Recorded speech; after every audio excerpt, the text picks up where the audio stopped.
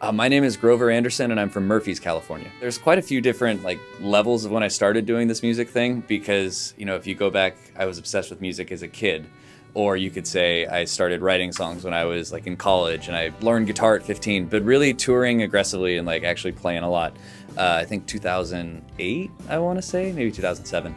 And then, really touring the country, I started that in 2014. Well, I have, so the title track of my new album is called Frontman, and it's basically about touring and all that kind of stuff. And it's kind of corny. I realized to write a song about that because everyone's kind of got one, but I feel like I put my own voice on it enough. No one really wants to hear the struggles about being a touring artist, but they want to hear the human events. And so I try and meet people and learn stories. And, I've got stories of, being in Chicago or being in Indiana, and I'll kind of take that as what's it like coming back from there and what did I learn from that trip and write songs about that. This is probably the worst thing for someone to say, but I don't find my music to be super unique because I'm so inspired by the people that I grew up listening to and the people that I'm still listening to. When I was a kid, there was always the Garth Brooks albums playing in our house, and I'm kind of obsessed with them still, and I listen to it a lot, and I get that compliment sometimes, and it makes me feel like, oh, you must listen to Garth Brooks.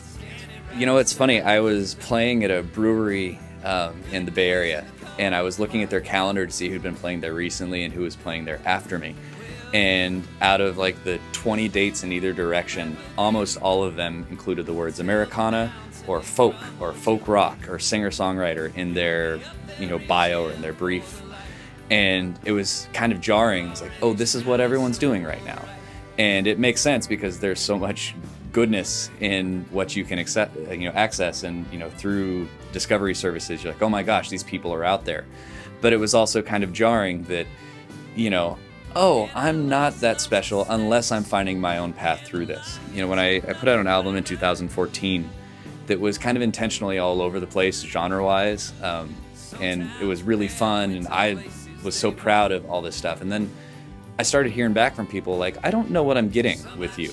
And that's kind of an issue, which I was kind of surprised by. But so I took it as a challenge for this most recent album I put out to say, I'm going to make a country album. And it's going to be this, and I'm going to try and focus on that. And it was a really challenging but fun experience. As I start thinking about what's the next thing going to be, I want it to be more than just generic Americana singer-songwriter. I really would like to pick another direction and aim for it and see what comes out. The first tour I ever went on was this amazing experience, and it kind of changed my life. And this is where I'm me. This is where I thrive. All this kind of stuff. And it was the second show of that tour where I met my wife, someone who would become my wife. And I was playing a song that I'd noticed her at the bar. I'm gonna try and talk to that girl later. And then I was playing a song, and she heard something, a lyric in it that she liked, and I was I get to go talk to her. And so we had exchanged information. We talked that night. She gave me a lot of music suggestions for the rest of my tour, which was really, really fun. And when I finished, she was living in the other part of California from me, but I made up an excuse to go visit and say, oh, I'm in town. Do you want to hang out? And we started a relationship, and now we are married and have a child, which is pretty cool.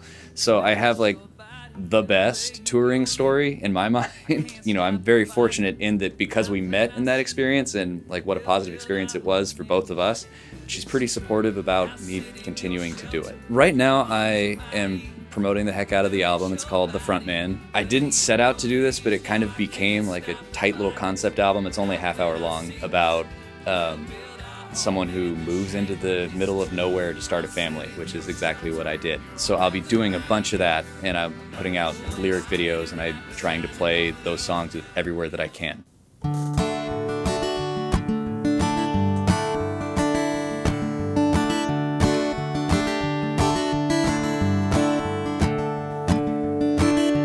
One day the ocean's gonna rise up and drown everybody in New York and California.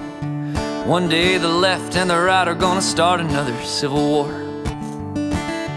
One day the sun's gonna increase in size till it swallows the earth. So what's the good in worrying about her? One day the flowers you bought will decay inside a landfill. The tree you carved your names into will burn down into ash. In time, your memories of Yellowstone will be a volcanic crater.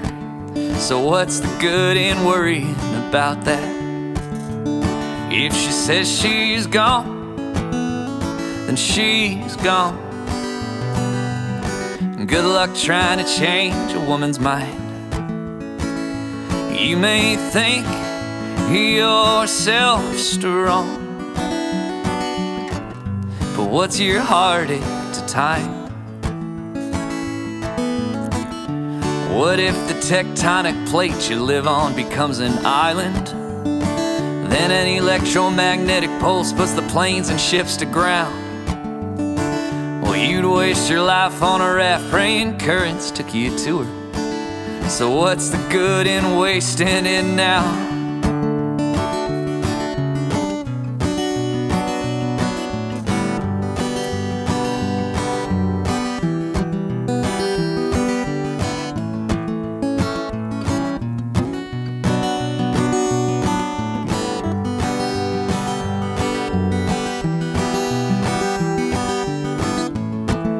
If she says she's gone, then she's gone. Good luck trying to change a woman's mind. You may think yourself strong, yeah, but what's your heartache's time? One day you're gonna feel the full for this mighty depth of feeling. But even the sharpest pain holds a little bit of worth. In time, every mistake will have only made you better. And there's the good in worrying about her.